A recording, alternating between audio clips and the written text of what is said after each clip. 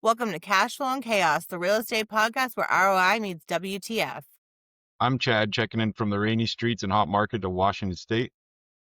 Kate, holding it down in southern New Hampshire where the flips are fast and the tenants are interesting. Each week, we bring you market updates, money moves, and the madness behind the deals. Because every property has a little drama. Learn from the chaos and build the cash flow. Welcome to Cash Flow and Chaos, the real estate podcast where ROI meets WTF. I'm Chad, checking in from the rainy streets and hot markets of Washington State. And I'm Kate, holding it down in southern New Hampshire where the flips are fast and the tenants are interesting. Each week, we'll bring you market updates, money moves, and the madness behind the deals. Because every property has a little drama. Learn from the chaos and build the cash flow. Welcome to Cash Flow and Chaos, where ROI meets WTF. I'm Chad, checking in from the rainy streets and hot market of Washington State. And I'm Kate, holding it down in southern New Hampshire where the flips are fast and the tenants are interesting. Each week, we'll bring you market updates, money moves, and the madness behind the deals. Because every property has a little drama. Learn from the chaos and build the cash flow. Welcome back to the show. Today we're talking about something nobody likes to admit, how deals fall apart. Not the version you tell your friends, not the inspection killed it version, the real version. Because most deals don't die in one dramatic moment. They die slowly through small cracks in communication, ego, bad numbers, or ignoring red flags you felt in your gut but couldn't prove on paper yet. We both had deals that looked solid until they weren't. And today we're breaking down what actually happened, when we knew, and what we should have done faster. If you're in real estate, whether it's wholesaling, flipping, buying rentals, this episode might save you 5 figures and a few sleepless nights. But before we jump in, if you're serious about buying your next deal the right way, we put together a free investor checklist that walks you through exactly what we look at before we close. You can grab it at cashflowandchaos.com // investor checklist. It's free and it'll save you from rookie mistakes. So, Chad, when people say a deal fell apart, what do they usually blame and what actually caused it? A lot of times people blame like inspection, or they'll blame a low appraisal versus blaming like communication failures, bad timing or timing management of your time management, or they lose motivation because shit goes south and they're just like, oh, woe's me, this is hard. Or sellers pushing like it's an easy deal while creating friction in the process. And then how blame can shift away from like decision making. It's just like, all right, instead of pointing fingers, just figure out the solution and then head towards that instead of they did this or they did that or I did this, and reflect on that when it's over, but figure it out and keep pushing. Hey, what would you say was the earliest moment you felt that a deal was off before you could prove it on paper? Well, I guess after you do multiple deals, you can kind of get a better feeling for it. There's early red flags I've ignored before that I won't ignore anymore. I know there was like one that you had mentioned to me before about the house that had like that bowing wall, like similar to that situation. For me, it's like tenants haven't let me in before. They've answered the door with a gun. So, I've heeded those warnings, but there's been some others along those lines where I still moved forward with purchasing the property, and maybe I should have probably paid attention to that red flag. What was that one you had mentioned? Like I just said, the one with the bowed wall. Yeah, so we couldn't get access to there was no alley access to the backside of the building, and it was all boarded up because it was abandoned. And it wasn't until like under contract and we were going through the process of getting the loan, and we finally were able to access the back of the property to find out that 2 stories of a brick wall were completely like bananaing. And it's like, wow, that's got to get ripped out and redone. The budget was already like sky high because we were going to add a 3rd floor and create a two-story upper duplex. So it was like 2 floors were one unit and the bottom 2 floors were another unit. that just kind of that already the numbers are already tight, and that just kind of pushed it over the edge for us. And instead of forcing the deal emotionally, it's just like, have fun with the earnest money. Like, see ya, and Yeah. backed out of it. Yeah. Better to, cut your losses while you can instead of sink more money into it.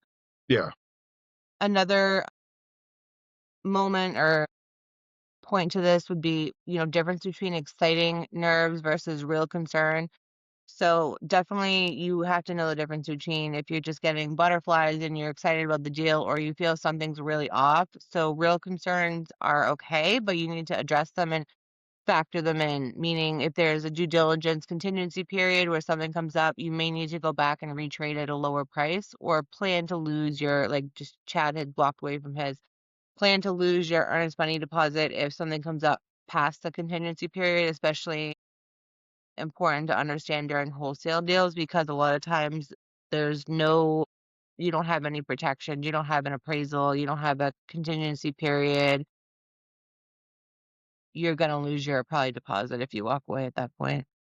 So, Chad, how do you think changes in communication usually show up before a deal dies?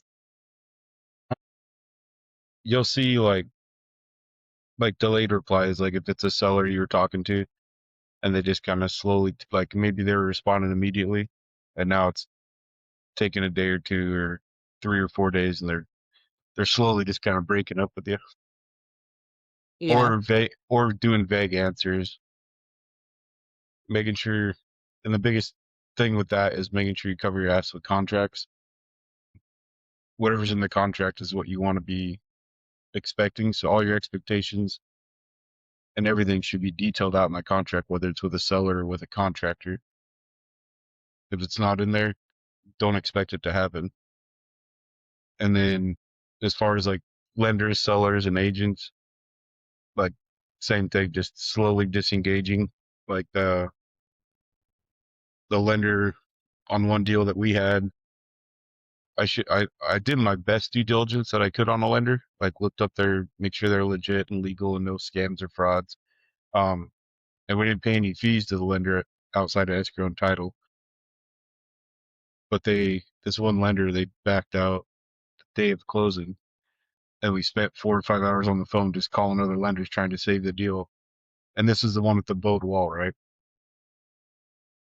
And it was kind of a blessing in disguise because it wasn't until we did our like a second walkthrough after lining up another lender that we found that bowed wall, because you couldn't see from the inside. It was just the outside, because I guess it was a 2-layer brick wall.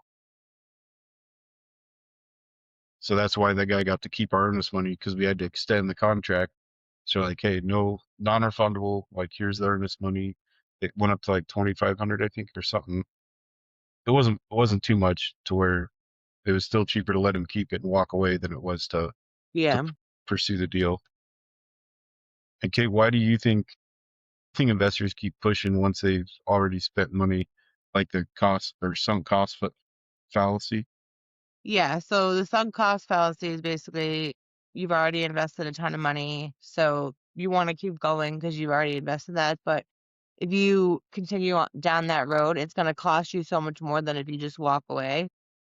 So I think we all kind of can understand that, when we've already put in a bunch of money in the deal, it's hard to walk away from, but you have to kind of make what's best financially and business wise. So sometimes that's walking away when you can just cut your losses instead of going further into loss.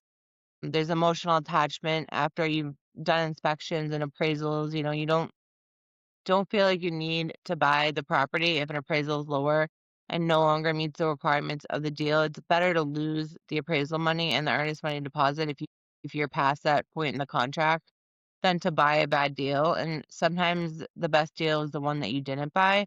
So if you're already locked in and you're the seller, I would try to pivot and keep the deal intact, but if the appraisal came in low and you can support a higher number with different comps, you can definitely ask for an RRV, which is a reconsideration of value, or possibly negotiate the items being asked to be fixed if it was an inspection issue.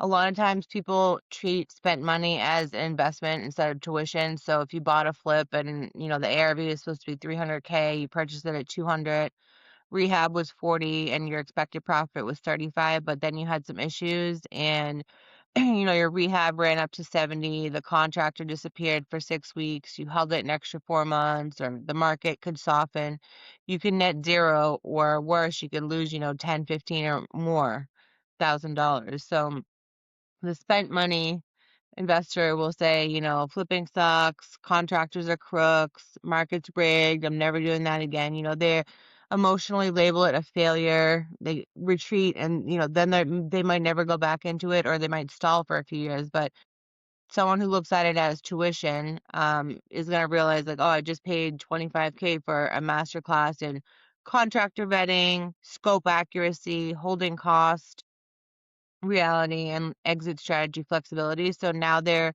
going to add a 15 to 20% rehab buffer, or tighten their contractor agreements, pull permits correctly next time, get better at their comp analysis and pre-list before it's done. So maybe the next deal they're going to net okay, and that 25K wasn't lost. It just accelerated their confidence and they learned from their mistakes. So, we don't want to have a fear of admitting a bad decision. Walk away from the EMD if you know it's going to go to hell in a handbasket pretty much. So you have to be able to know when to cut your losses, and don't just continue down a deal because you started investing some money into it, or you have some sunk costs with the appraisal and what have you.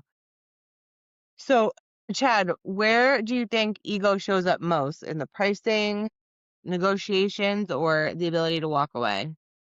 Mm. Personally, I think like pricing and negotiations, because I think some people take it personal and it's like, I got to win or I got to beat them. Yeah. Like seller side, like refusing to retrade or to negotiate because it makes them look weak instead of just come to an understanding of like, hey, Bob, your house is a piece of shit. We got it. We have to put money into this to make someone want to live here because it's dangerous and whatever. Or just wanting to win as a buyer, wanting to win against a seller, and like, oh, you works here, but I could squeeze another 5 or 10 grand out. Yeah. Just do the deal. If you win, you win, and you hit your numbers. At least for me, like if I hit my numbers, that's what I'm going to offer. I'm not going to try to squeeze every. I'm not going to keep Yeah. pushing and potentially lose a deal just to get another 5 grand. And then folks that like announce deals too early. Like, it's great to be excited and great to like share your wins and your hard work. Like it's exciting, but at least have it locked up under contract. So if you happen to share the address publicly, someone doesn't swoop in behind you and steal it, because that does happen. Like it's a cutthroat business. Yeah. There's a lot of grimy people, and don't be those people because we will out you, and hopefully everybody else will too, because that's grimy. Yep. Yeah, don't be a piece of shit. Yeah. um, how does experience change how you deal with ego?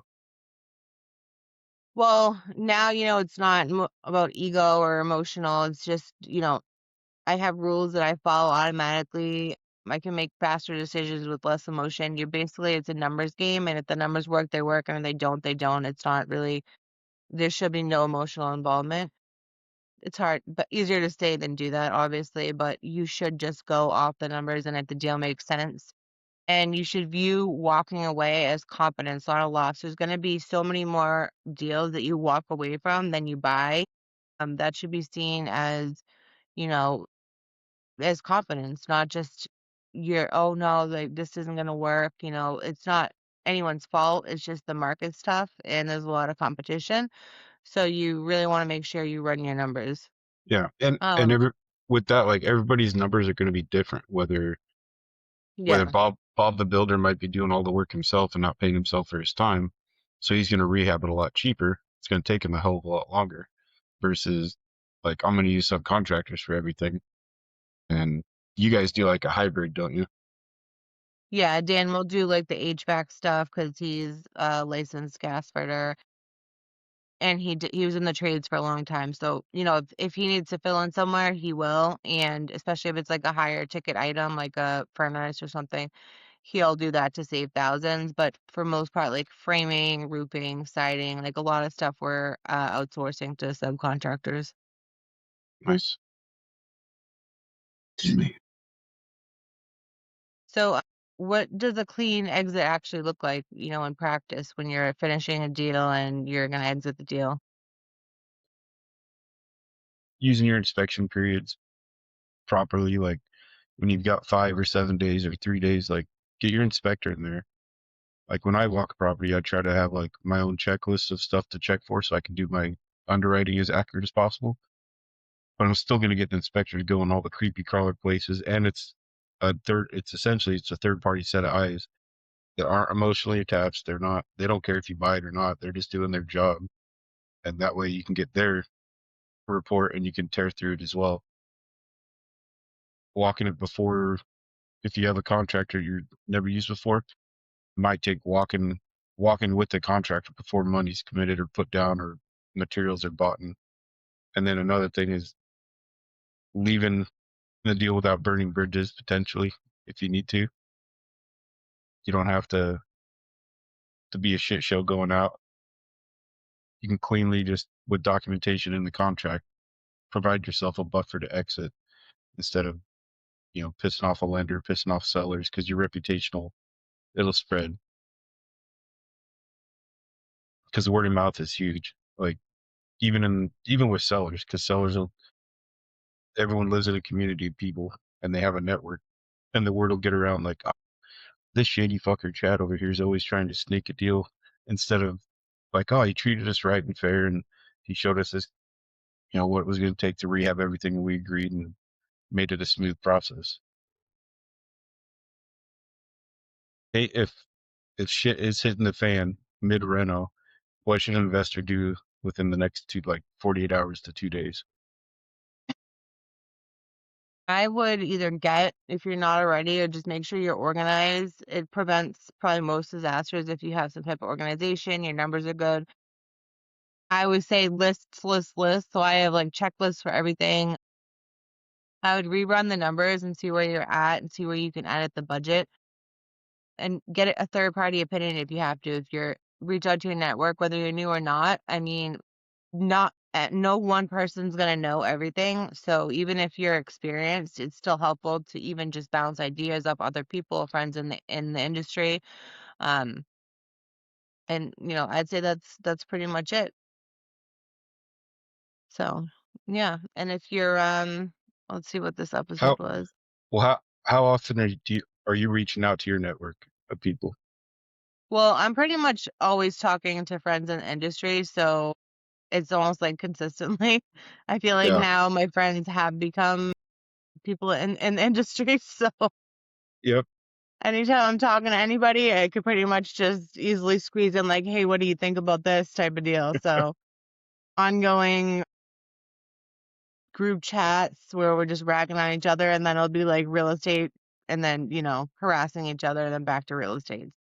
I mean, pretty consistently, I always ask, even if I kind of know what route I'm gonna go, I'm still, "Hey, like, what do you guys think about this?" And sometimes when I thought, "Oh, I knew exactly what I was gonna do," they'll pop out with, like, this great idea that I didn't think of, and it's great to just have perspective, and it's, like, awesome to have, like, a diverse group of people that you're friends with and are in different areas of the country, different, maybe their investing strategy is different than yours, and getting that other opinion, and, it just helps, like, sharpen everyone's tools pretty much. Yeah. No, I agree. Well, thanks for watching this episode of How Deals Fall Apart. If you're serious about building cash flow instead of just consuming content, go to cashflowandchaos.com/investor dash checklist and grab our free investor checklist. It's the exact system we use before every deal. Get it, use it, and start investing smarter. Thanks for watching.